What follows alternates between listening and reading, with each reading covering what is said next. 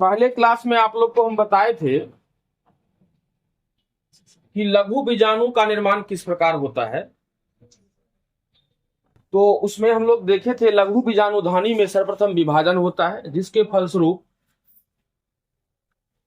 बाह्य त्वचा की ओर जो है परिभित्तीय कोशिका का निर्माण होता है और भीतर की ओर क्या होता है, प्रसून कोशिका का निर्माण होता है।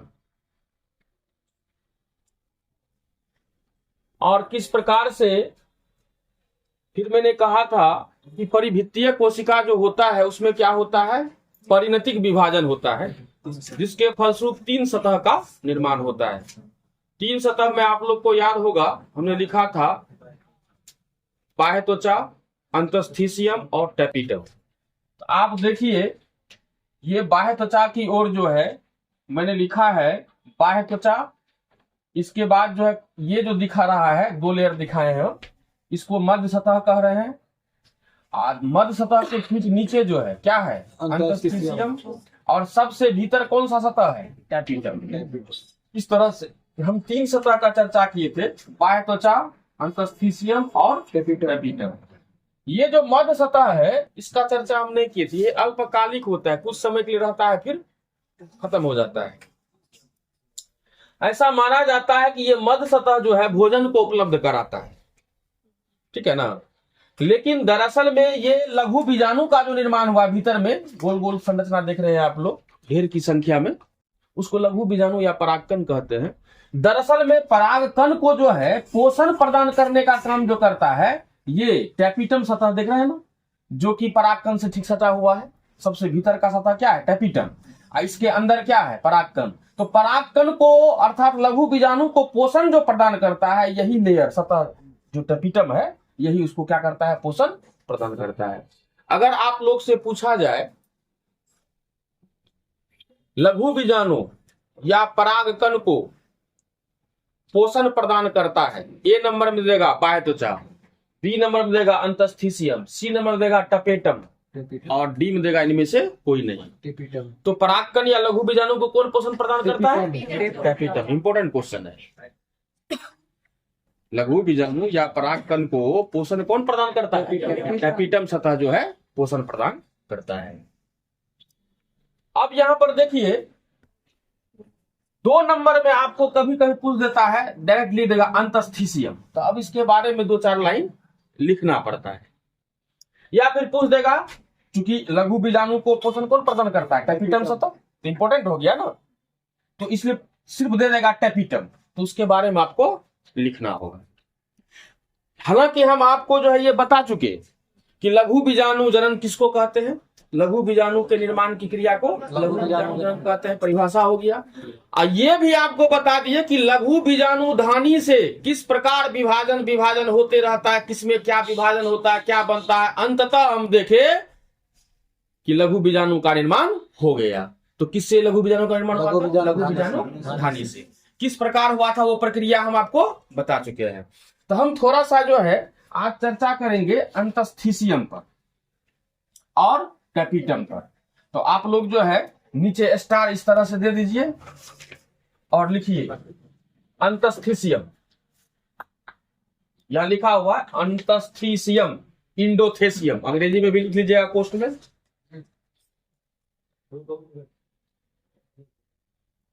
अंतस्थीसियम यहां लिखा हुआ है इंडोथेसियम।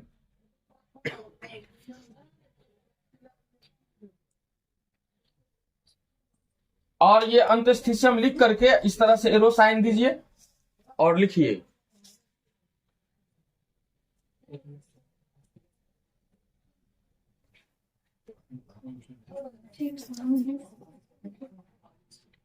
लिखिए बाह्य त्वचा के नीचे, बाह्य त्वचा के नीचे, बाह्य त्वचा के नीचे, बाह्य त्वचा के नीचे पाई जाने वाली सतह को,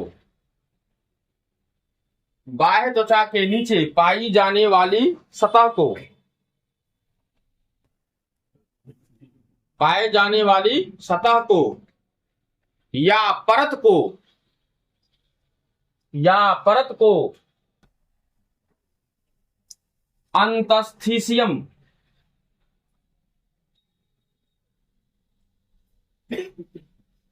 अंतस्थीसियम कहते हैं। फिर नीचे थोड़ा सा हट करके पैराग्राफ चेंज करके एरो साइन दीजिए और लिखिए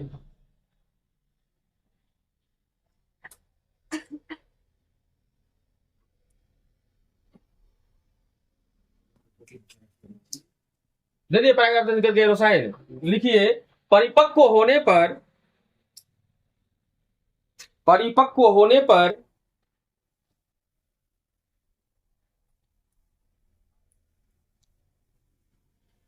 अंतस्थीसियम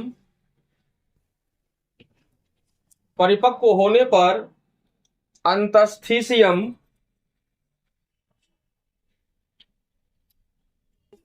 की कोशिकाओं की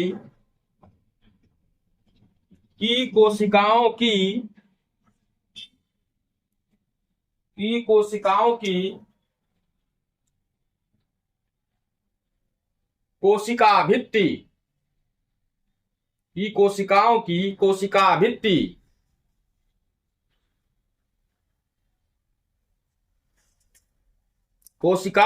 कोश लिख लीजिए सेल वॉल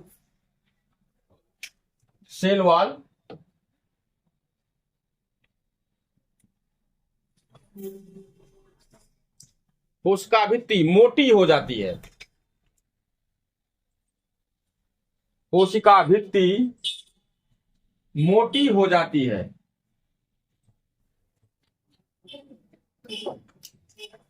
अच्छा एक चीज देखिए, ये मध्य सतह के बाद आप जो देख रहे हैं ये समूचा जो व्हाइट कलर का है ना, चारों तरफ है कि नहीं, वो सब को अंतस्थीसियम कहते हैं। तो अंतस्थीसियम रीजन में ही ये इस डॉट लाइक स्ट्रक्चर को हम दिखा रहे हैं ना, इसको क्या कहते हैं, एस्टोमियम। तो अब जो है आप लोग नीचे में बोल्ड स्टार दे करके एस्टोमियम लिख लीजिए, एस्टोमियम एस्टोमियम।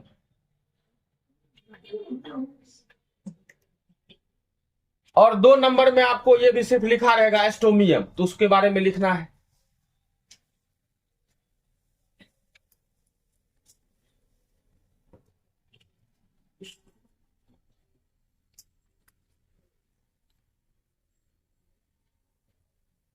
लिखिए अंतस्थीसियम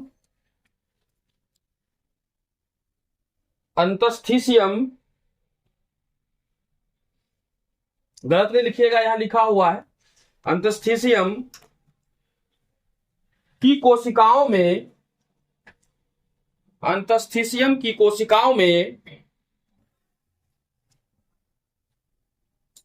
परागकोश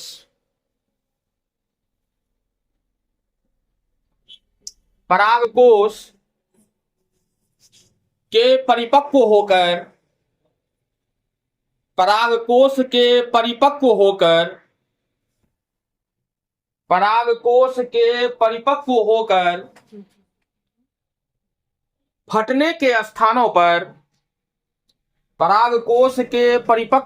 फटने के स्थानों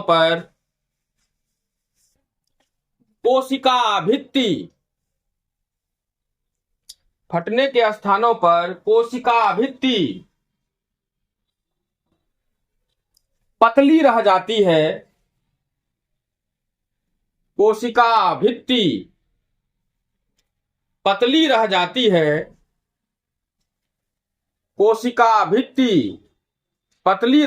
है। कोमा दीजिए। कोशिका भित्ति पतली रह जाती है, कोमा दे दिए। लिखिए इसी पतली स्थान वाली भित्ति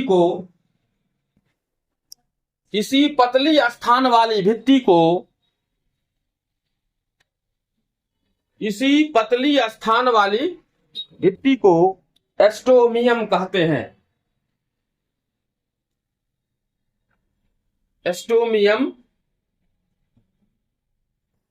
हैं। अब देखिए होता क्या है, थोड़ा सा समझ लीजिए, क्योंकि ये सेंटेंस आपको लिखा दिए लेकिन आपको कुछ समझ में नहीं आएगा। थोड़ा सा इसको समझ लीजिए, ये जो है पुंकेसर था ना, यही ना परागकोश है। इसमें क्या लघु बीजाणुधानी है, इसमें क्या है परागकण है। मान लो ये परागकण तो निकलेगा बाहर, तब ना जो है मादा जननांग जो है स्टिग्मा सॉरी स्त्री केसर, ये परागकण निकल करके पहुंचेगा यहाँ पर, तब ना परागन होगा, पॉलिनेशन होगा। तो पहले पॉलिनेशन परागन होता है, तब निषेचन होता है। क्योंकि मान लो ये स्त्री केसर है, इसके अंदर तो एक सेल होगा, अंड कोशिका तो है, लेकिन अंड कोशिका अगर मादा युग्मक तो इसमें होगा, लेकिन नर युग्मक पहुंचेगा यहाँ तब ना निषेचन होगा। क्योंकि निषेचन हम क्या बताए थे, नर युग्मक और मादा युग्मक मिलता है, तो इसके स्त्री केसर के अंदर तो मादा युग्मक है, तुम लोग को भूल रहा है। इस तरह से हम बनाए थे ना, ये मादा युग्मक दिखाए थे कि नहीं, बोलो तो। Yes sir. अंडाशय के भीतर तो मादा युग्मक तो इसके अंदर है, लेकिन ये परागकण अर्थात लघु बीजाणु जो है यहाँ जाएगा, और तब ये लघु बीजाणु क्या करेगा, नर युग्मक का निर्माण करेगा, और नर युग्मक तब जाकर के जो है इसके अंदर अंडाशय के अंदर प्रवेश करेगा, और तब जाकर के जो है ये मादा युग्मक से मिलेगा, तब निषेचन होगा। तो पहले परागन होगा कि निषेचन? परागन। तो परागन किसको कहते हैं? पराग कोश से परागकण का बाहर निकलकर वर्तिकाग्र पर पहुंचने की क्रिया को परागन कहते हैं। तो परागन पहले होगा कि निषेचन? परागन होगा। कोई दिक्कत है यहाँ तक में? किसी को है तो बोलो। तो हम ये कहना चाह रहे हैं, अभी जो आपको एस्टोमियम बता रहे हैं, मान लो कि ये जो है एंथर जो है परागकोश जो है परिपक्व हो गया, मेच्योर हो गया। तो मेच्योर हो गया इसका मतलब ये लघु बीजाणुधानी के अंदर जो परागकण कोशिका है ये बाहर निकलेगा, तब तो वर्तिकाग्र पर पहुंचेगा। तो बाहर निकलेगा, मान लो ये जो है ये एंथर जो है परागकोश जो है, इसका अगर दीवार मोटा रहेगा हर जगह तो फट पाएगा, निकल पाएगा परागकण। तो इसलिए कह रहा है कि अंतस्थिसियम तो सतह है एक तो ना, ये क्या है अंतस्थिसियम, क्या है? कोशिका का सतह है। चूंकि से पहले क्लास में बताए थे ना, परिभित्तीय कोशिका में परिणतिक विभाजन होता है जिससे 3 सतह का निर्माण होता है। कौन कौन सा? बायतोचा, अंतस्थिसियम, टपिटम। तो अंतस्थिसियम क्या है? सतह का नाम है रे। तो सतह होगा तो उसमें क्या होगा? ढेर सारा कोशिका होगा। कोशिका का ही ना स्तर होगा, सतह होगा, परत होगा। तो अगर परत है, सतह है, तो उसमें ढेर सारा कोशिका होता है। तो अब कह रहा है कि जब ये परागकोश परिपक्व हो जाता है तो ये अंतस्थिसियम जो सतह दिखा रहे हैं हम फिगर में, वो अंतस्थिसियम की कोशिकाओं में जो है परागकोश जहां से फटेगा वहां पर जो है कोशिका भित्री पतला रह जाता है, ताकि आसानी से फटेगा और उससे परागकण निकल जाएगा। पढ़िए एक बार हम क्या लिखा है, अंतस्थिसियम की कोशिकाओं में पराग कोश के परिपक्व होकर फटने के स्थानों पर कोशिका भित्ति क्या रह जाती है? पतली रह जाती है। उसी पतली स्थान को क्या कहते हैं? वो जो कोशिका भित्ति पतला रह जाता है, उसी पतली स्थान वाली भित्ति को क्या कहते हैं? एस्टोमियम कहते हैं। इसका मतलब ये ना हो गया कि जब परागकोश परिपक्व होगा, फटेगा, जब उससे परागकण निकलेगा तो कहां से निकलेगा? एस्टोमियम से होकर के। क्योंकि वही ना जो है कोशिका भित्ति पतला है तो आराम से फटेगा, निकल जाएगा। अगर मान लो कि कोशिका भित्ति मोटा रहेगा, फटबे नहीं करेगा, नहीं फटेगा तो उससे निकलेगा परागकण? नहीं निकलेगा। अर्थात परागकणों का जो है परागकोश से निकलने के लिए एस्टोमियम का होना क्या होगा? आवश्यक होगा। क्योंकि कोशिका भित्ति पतला होगा, आराम से फट जाएगा, उससे परागकण निकल जाएगा। कोई दिक्कत है? इसका मतलब जो है, अच्छा बताओ तो एक मिनट को थोड़ा ध्यान दो। यहाँ पर अभी जो एस्टोमियम पर है, तो एस्टोमियम किसको के है? एस्टोमियम किस स्तर में पाया जाएगा? अंतस्थिसियम में ना। इसका मतलब जो है एस्टोमियम भी किसका जो है भाग हो गया? अंतस्थिसियम का न हो गया। इसका मतलब हम कह सकते हैं कि अंतस्थिसियम सतह जो होता है वो परागकोश के विस्फुटन मतलब फटने में सहायक होती है। नहीं कह सकते हैं? अंतस्थिसियम सतह जो होता है वही क्या करता है? परागकोश के फटने में सहायक होती है। जैसे परागकोश फटेगा क्या होगा? परागकण बाहर निकलेगा, और परागकण बाहर निकलेगा तो हवा के द्वारा, जल के द्वारा, कीट के द्वारा, जानवर के द्वारा, किसी न किसी माध्यम से क्या होगा? वर्तिकाग्र पर पहुंच जाएगा, तब उसी क्रिया क्या कहेंगे? परागन। परागन किसको कहते हैं? पराग कोश से पराग कणों का बाहर निकलकर वर्तिकाग्र तक पहुंचने की क्रिया को परागन कहते हैं। कोई दिक्कत? तो आप लोग नीचे में लिखिए अंतस्थीसियम के कार्य। अंतस्थीसियम के कार्य, अंतस्थीसियम, अंतस्थीसियम के कार्य। नहीं रे, पहले लिखो ना डायरेक्ट अंतस्थीसियम के कार्य। अभी तो अंतस्थीसियम ही नहीं चल रहा है स्टार में। स्टार तो पहला स्टार दे चुके हैं। अंतस्थीसियम के कार्य जो नीचे में सिर्फ लिखना है, स्टार उस्टार नहीं देना है। अंतस्थीसियम के कार्य लिख लिए। तो क्या लिखिएगा? Function of endothecium. क्या लिखिएगा? फंक्शन ऑफ इंडोथेसियम लिख लीजिए पोस्ट में। Function of endothecium, function of endothecium, function of endothecium. Arrow का साइन दीजिए, लिखिए।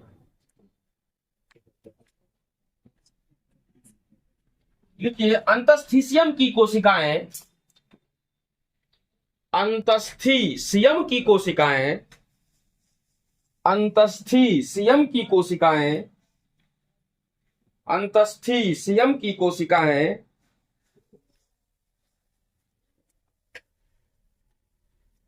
कोशिकाएं इस तरह से लिखिएगा।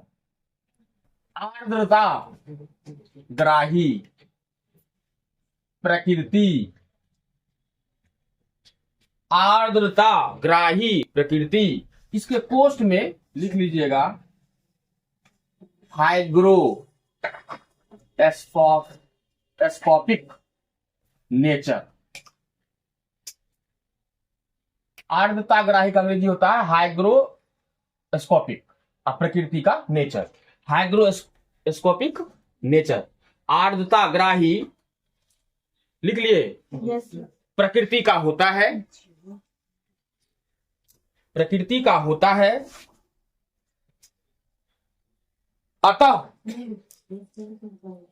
अतः यह किसके लिए आया? अंतस्थीसियम के लिए ना। अतः यह परागकोश, परागकोश, कोश में लिखिएगा एंथर, ANTHER। अतः यह परागकोश एंथर के विस्फुटन, विस्फुटन,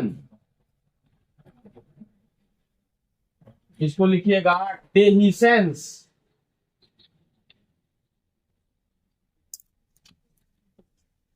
डेहिसेंस। विस्फुटन का अर्थ होता है फटना, फटने में सहायक होती है। अतः यह परागकोश के विस्फुटन में सहायक होती है। परागकोश के विस्फुटन में, विस्फुटन में सहायक होती है।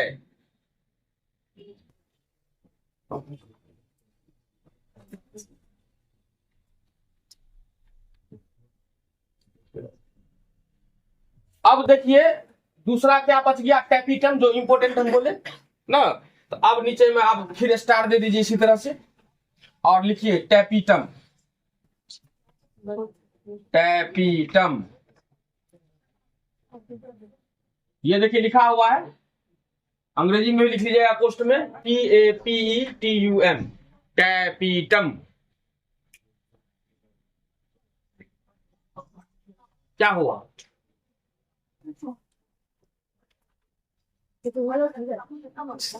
हो गया? अच्छा बोलिए, तो टैपिटम जो है सबसे बाहरी स्तर है, सबसे भीतरी स्तर? सबसे भीतरी। अपने आप लिख सकते हैं ना, लिखिए यह सबसे भीतरी, यह सबसे भीतरी परत होती है, यह सबसे भीतरी परत होती है, यह सबसे भीतरी परत होती है। अच्छा बताओ परत का क्या अर्थ हुआ? इस तरह से जो है सेल्स का परत होगा कि नहीं? है? एक तो सेल को थोड़े परत कहेंगे, काफी कोशिका का समूह होगा उसमें, तब ना उसको परत कह रहे हैं। सेल्स का परत है ये टपीटम, तो ये सबसे भीतरी परत है। और एक चीज बताइए, ये परत है तो ढेर सारा कोशिका, अब प्रत्येक कोशिका में क्या होता है, बहुत जो है सघन रूप से जीव द्रव पाया जाता है। क्या पाया जाता है? इसके अंदर जो दिखा है द्रव, वही हुआ जीव द्रव। होता है क्या, कोई कोई कोशिका होगा ऐसा जीव द्रव है, कोई कोशिका है एकदम जो है पूरा क्लोज रहेगा जीव द्रव, तो क्या हुआ, क्लोज जीव द्रव जो रहता है काफी मात्रा में जो रहता है उसी को कहा जाता है सघन जीव द्रव, डेंस प्रोटोप्लाज्म। क्या कहा जाता है? सघन जीव द्रव। तो क्या दूसरा पॉइंट लिखिए उसी में, नीचे एरो का साइन दीजिए, लिखिए टपेटम टैपीटम सतह की कोशिकाओं में, टैपीटम सतह की कोशिकाओं में, टैपीटम सतह की कोशिकाओं में सघन जीव द्रव्य पाया जाता है। सघन जीव द्रव्य, सघन जीव द्रव्य पाया जाता है। सघन जीव द्रव्य पाया जाता है। लिखे यस सर।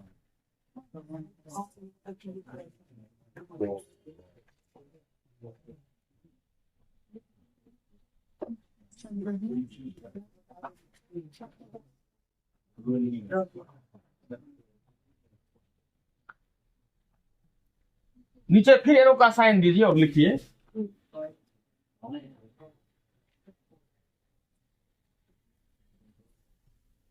अच्छा एक चीज बताइए, कोशिका में कितना भाग होता है? 2 भाग होता है। थोड़ा सा रिफ्लेक्स जा रहे हैं, हम बताए थे ये मान लो कोशिका है, और ये जो है ये कोशिका है ना, इसको क्या कहते हैं हम लोग? साइटोसोम। इसको क्या कहते हैं? केंद्र, मतलब न्यूक्लियस कहते हैं ना। अच्छा बताइए, तो एक कोशिका में क्या वो केंद्रक होता है? एगो है कि नहीं? नहीं होता है। लेकिन यहाँ पर टपेटम स्तर जो होता है उसका कोशिका जो होता है उसके कोशिका में या तो 2 केंद्रक होगा, नहीं तो अधिक केंद्रक होगा। क्या होगा? या तो 2 केंद्रक होगा या फिर अधिक केंद्रक होगा। तो नीचे एरो का साइन लिख करके लिखिए इस स्तर की कोशिकाएं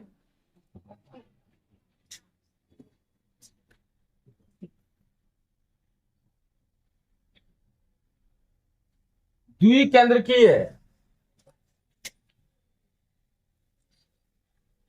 या बहुकेंद्रकीय, मतलब बायन्यूक्लिएट, बायन्यूक्लिएट या पॉलीन्यूक्लिएट। इस स्तर की कोशिकाएं द्विकेंद्रकीय या बहुकेंद्रकीय होती है।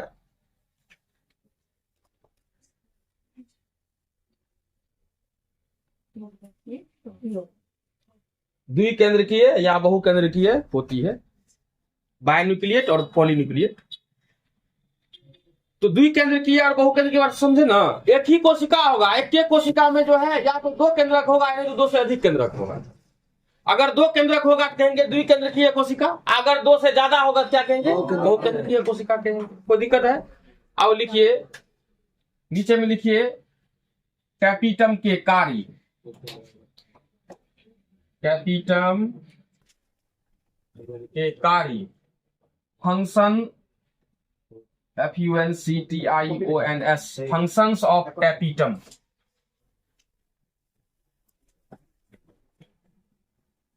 functions of tapetum।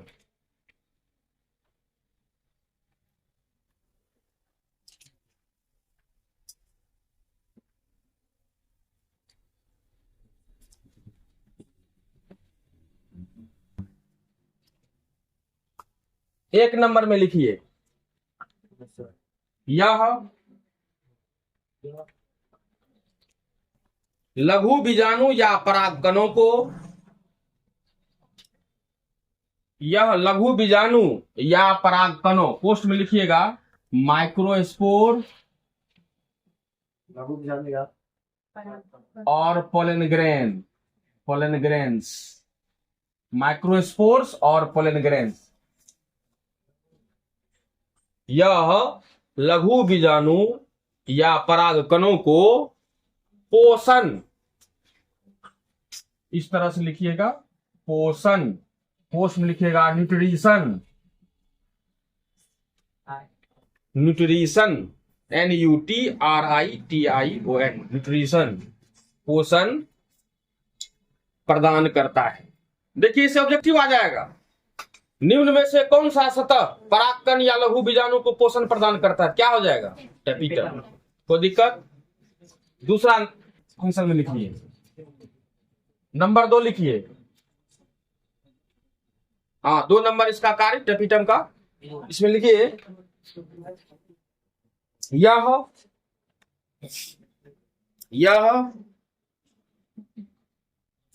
लघु बीजाणु या परागकण के, यह लघु बीजाणु या परागकण के बाह्य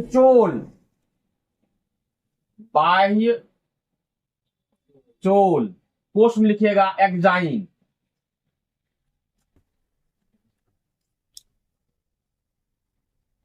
यह लघु बीजाणु या परागकण के बाह्य चोल एक्जाइन का निर्माण करता है। अब आप लोग एक बार बर्ड्स आई व्यू, मतलब सरसराती निगाह से देखिए, कोई ऐसा पॉइंट है जो आपके दिमाग में नहीं आ रहा है, हम उस पर विशेष रूप से चर्चा कर देंगे। इफ एनी डॉट, क्या सुधांशु शेखर? इसलिए तुम्ही को हम टारगेट करते हैं। ये अभी जो लिखा है सर, अभी ये टेपिटम का कार्य कौन बता दीजिए। टेपिटम का कार्य परागकण लघु बीजाणु को पोषण देता है, और दूसरा का है परागकण का बाह्य चोल का निर्माण करता है। होता क्या है कि परागकण में 2 सतह होता है, आगे के क्लास में हम बताएंगे, ये देख लीजिए, थोड़ा सा समय नहीं है लेकिन फिर भी हम बता दे रहे हैं। होता क्या है, ये देखिए, दूसरे क्लास में हम इस तरह से आपको एक परागकण कोशिका का फिगर बनाएंगे, जैसे हम लोग प्लांट सेल एनिमल सेल का फिगर बनाते हैं ना, उसी प्रकार से जो है एक परागकण का फिगर बनाइएगा। ये देखिए, ये हुआ बाहरी सतह जिसको कहते हैं एक्जाइन, मतलब बाह्य चोल, कोई दिक्कत? और ये है, इसको कहते हैं इंटाइन, इसको कहते हैं अंतः चोल, क्योंकि अंदर ना है, तो अंदर वाला सतह जो है अंतः चोल, और बाहर वाला जो सतह है लघु बीजाणु या परागकण का, उसको बाह्य चोल। तो ये बाह्य चोल का जो निर्माण करता है, जो कांटानुमा होता है, हार्ड पार्ट होता है, कड़ा भाग होता है लघु बीजाणु का, तो उसका निर्माण कौन करता है? टेपिटम करता है। अब कैसे करता है? तो after Saraswati Puja you will have to come and continue your study, ठीक है ना?